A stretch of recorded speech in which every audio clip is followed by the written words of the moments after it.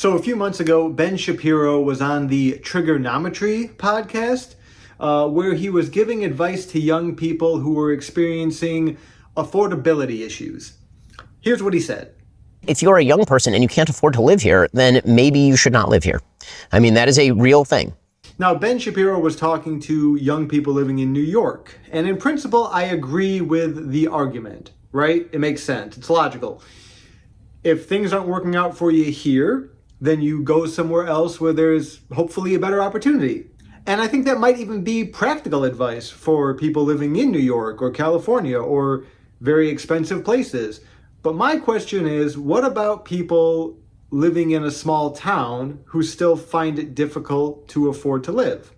Yeah, I know that we've now grown up in a society that says that you deserve to live where you grew up. But the reality is that the history of America is almost literally the opposite of that. I'm from Kalamazoo, Michigan, which is neither a large city or a particularly small town, but small enough that I'm willing to bet many people watching this video probably haven't heard of it. It's the home of the largest manufacturing site in Pfizer's global network, and yet still, I know a lot of people back home who would say they're experiencing some affordability problems.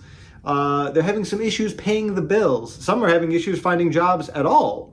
So what about those people? What do they do if they're experiencing affordability problems? Well, let's say that you're a young person and you find yourself in a place where you can't afford to live. Ben Shapiro offers two solutions. I'm offering two specific things for people to do. One is change the public policy where you're at. See, I'm curious what that means. It's a little too vague for me because changing public policy is going to mean something different to everyone.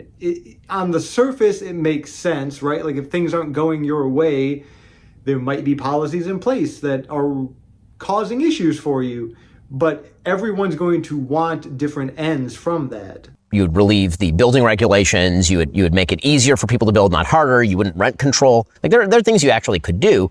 Now, Ben's a bit of a libertarian, much like myself, so his solutions are going to be based on regulation and business, less government interference with building, things like that, which all, of course, makes sense. And absolutely, I agree.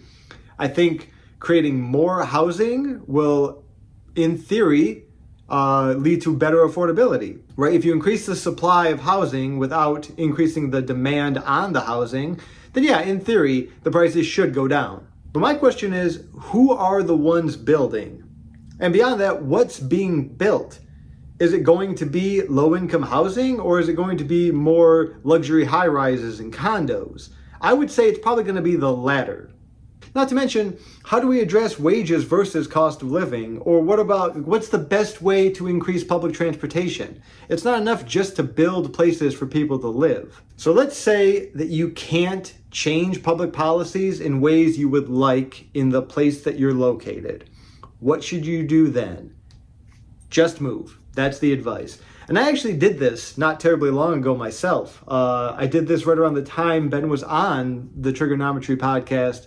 And I'm here to tell you, it's not as easy as he makes it sound. And it's expensive. Again, that comes with costs. I'm not pretending that moving doesn't have costs. How much does it cost to move across the country? I actually have the receipts.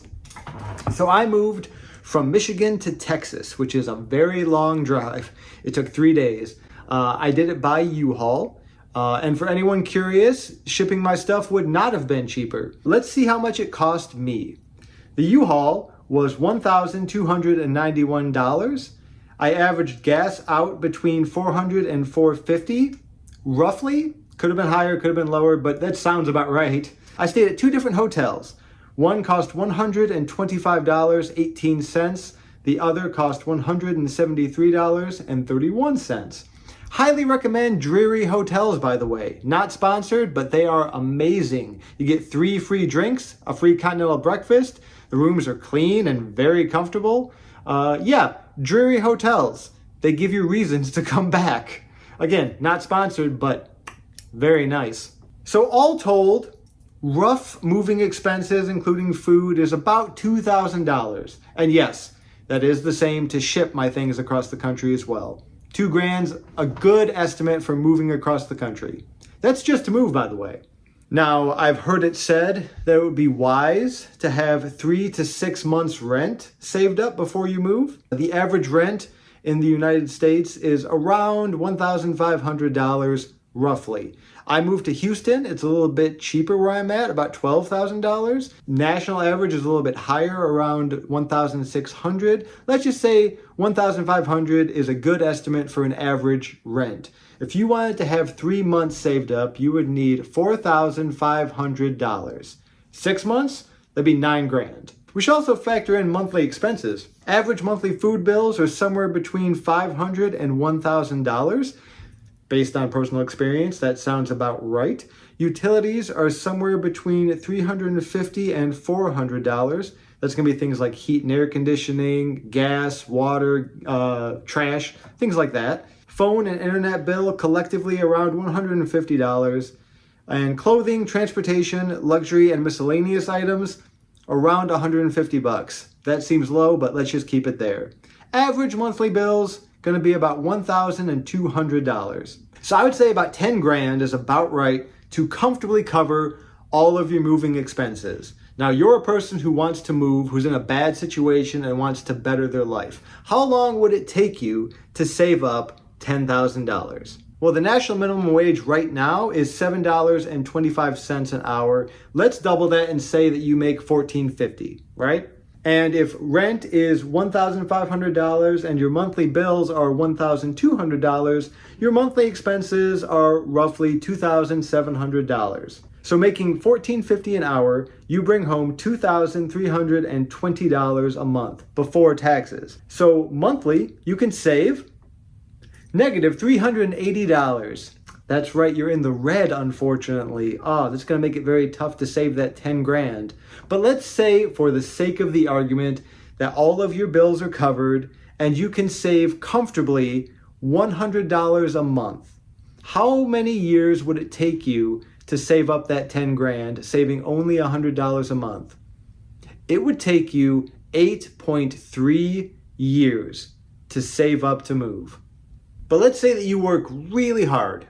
You give up everything, you have no horrible medical accidents, and you save up that money within 3 to 5 years, roughly, right? And you make the move. Now what? Well, you find a job, assuming you don't have one lined up.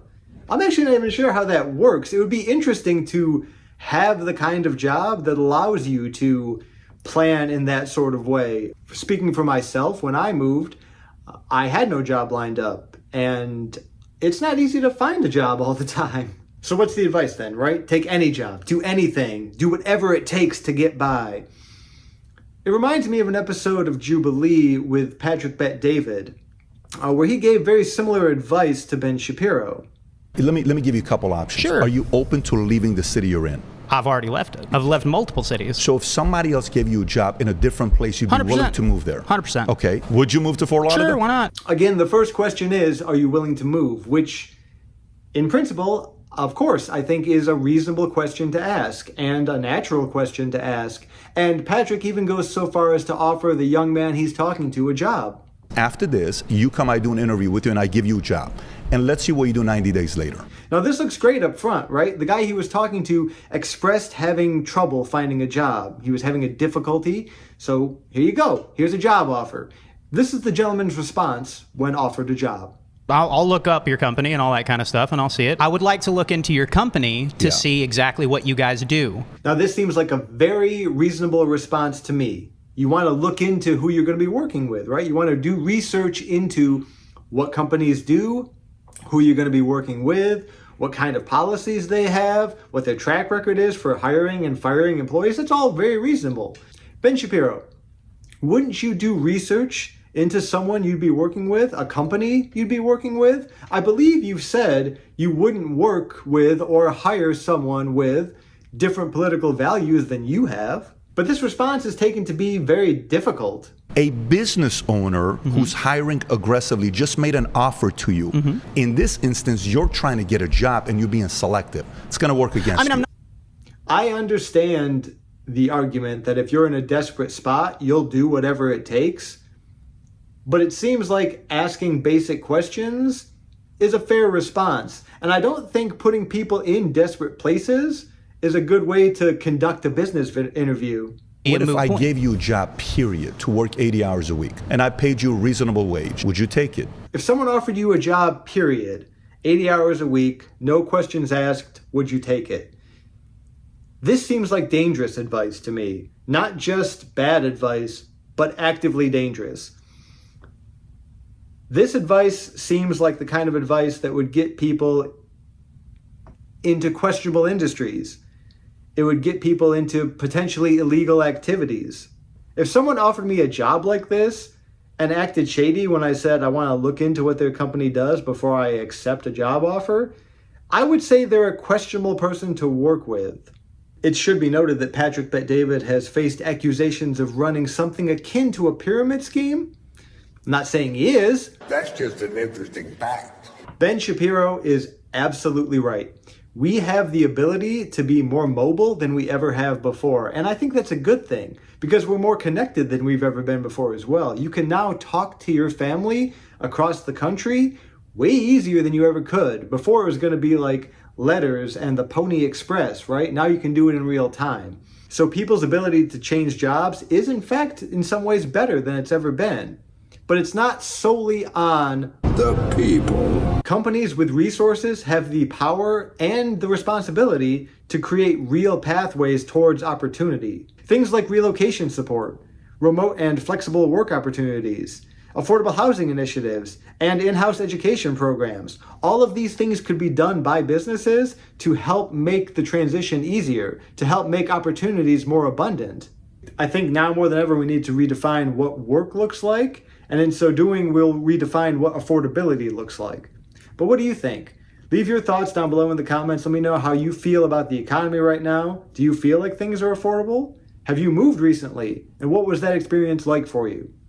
Thank you again for coming to the channel. See you next time.